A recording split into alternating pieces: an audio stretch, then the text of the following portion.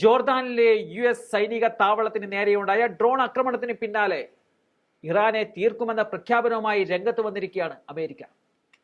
എന്നാൽ ആക്രമണത്തിൽ പങ്കില്ലെന്ന് പറഞ്ഞ് ഇറാൻ രംഗത്ത് വന്നെങ്കിലും അമേരിക്ക അത് ചെവിക്കൊണ്ട മട്ടില്ല. US സൈന്യവും മേഖലയിലെ ചെറുത്തുനിൽപ്പ് ഗ്രൂപ്പുകളും തമ്മിൽ സംഘർഷമുണ്ടെന്നും പ്രത്യാക്രമണത്തിലേക്ക് നയിച്ചത് ഇതാണെന്നും ഇറാൻ പറയുന്നുണ്ട്. തങ്ങൾക്കെതിരായ US ആരോപണം രാഷ്ട്രീയ ലക്ഷ്യത്തോടെയുള്ളതാണെന്നും മേഖലയിലെ വസ്തുതകൾ വഴിതിരിച്ചുവിടാനുള്ള ശ്രമമാണെന്നും അവർ പറയുകയാണ്. എന്തായാലും അമേരിക്ക ശക്തമായി തിരിച്ചടിക്ക് ഒരുങ്ങുന്നുവെന്ന വാർത്തകൾക്കിടയിലാണ് ഇറാനും വിഷയത്തിൽ പ്രതികരിക്കുന്നത്.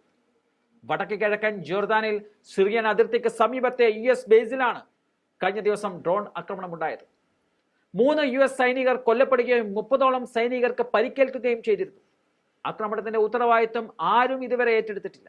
സൈനികർ കൊല്ലപ്പെട്ടതിന്റെ ഉത്തരവാദികളെ വെറുതെ വിടലെന്ന് US പ്രസിഡന്റായ ജോ ബൈഡനും പറഞ്ഞിരുന്നു. സിറിയയിലും ഇറാഖിലും ഇറാൻ പിന്തുണയോടെ പ്രവർത്തിക്കുന്ന ഭീകര സംഘടനയാണ് ആക്രമണത്തിന് പിന്നിലെന്നും തീവ്രവാദത്തിനെതിരായ പോരാട്ടം തുടരുമെന്നും ബൈഡൻ പറഞ്ഞു കഴിഞ്ഞു. ഉത്തരവാദികളെ കണ്ടെത്തുമെന്നും ശക്തമായി തിരിച്ചടിക്കുമെന്നും ബൈഡൻ മുന്നറിയിപ്പ് നൽകുന്നത് ഇറാനെ തന്നെ ലക്ഷ്യമിട്ടാണ്. വളരെ മോശമായ ദിവസമായിരുന്നു. തങ്ങളുടെ സൈനിക താവളത്തിന് നേരെയുണ്ടായ ആക്രമണത്തിൽ 3 കരുത്തരായ സൈനികരെ തങ്ങൾക്ക് നഷ്ടപ്പെട്ടു. ഇതിനെ തിരിച്ചടിക്കുമെന്നത് ഉറപ്പാണ്. ബൈഡന്റെ വാക്കുകളാണിത്. ആക്രമണത്തിന് പിന്നാലെ റിപ്പബ്ലിക്കൻ സെനറ്റർമാർ ബൈഡൻ ഭരണകൂടത്തെ വിമർശിച്ചും രംഗത്ത് വന്നിരിക്കുകയാണ്. ഇറാനെതിരെ ശക്തമായ സൈനിക തിരിച്ചടി നൽകണമെന്നും സെനറ്റർമാർ ആവശ്യപ്പെട്ടിട്ടുമുണ്ട്. US-നെയും സൈനികരെയും രാജ്യത്തിന്റെ താൽപര്യത്തെയും സംരക്ഷിക്കുന്നതിനായി ആവശ്യമായ എല്ലാ നടപടികളും സ്വീകരിക്കുമെന്നും പ്രതിരോധ സെക്രട്ടറിയായ ലോയിഡ് ഓസ്റ്റിൻ പറഞ്ഞതിന്റെ പൊരുൾ മറ്റൊരു യുദ്ധമാണെന്നും വ്യാഖ്യാനിക്കപ്പെടുന്നുണ്ട്.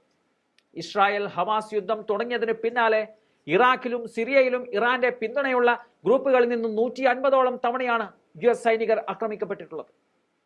അമേരിക്കൻ യുദ്ധക്കപ്പലുകൾ ഇറാന്റെ പിന്തുണയുള്ള ഹൂതികൾ ആക്രമിക്കുകയും ചെയ്തിട്ടുണ്ട്. സിറിയൻ അതിർത്തിയോട് ചേർന്നാണ് ആക്രമണം ഉണ്ടായത് എന്നതാണ് അധികൃതർ പറയുന്നത്. സിറിയയിലും ഇറാഖിലും പ്രവർത്തിക്കുന്ന ഇറാന്റെ പിന്തുണയുള്ള സംഘങ്ങളാണ് ആക്രമണത്തിന് പിന്നിൽ എന്നതാണ് ആരോപണം. കഴിഞ്ഞ വർഷം ഒക്ടോബർ 7-ന് ഹമാസ് ഇസ്രായേലിനെതിരെ ആക്രമണം നടത്തിയതിനു പിന്നാലെ യുദ്ധം പൊട്ടിപ്പുറപ്പെട്ടതിന് ശേഷം ഈ മേഖലയിൽ US സൈനികർ കൊല്ലപ്പെടുന്നത് ഇതാദ്യമായാണ്. എന്തായാലും US സൈനിക താവളങ്ങൾക്ക് നേരെ മുൻപും ആക്രമണങ്ങൾ നടന്നിട്ടുണ്ടെങ്കിലും ജീവഹാനി ഉണ്ടായത് ഇപ്പോൾ ഞെട്ടിച്ചിരിക്കുകയാണ്.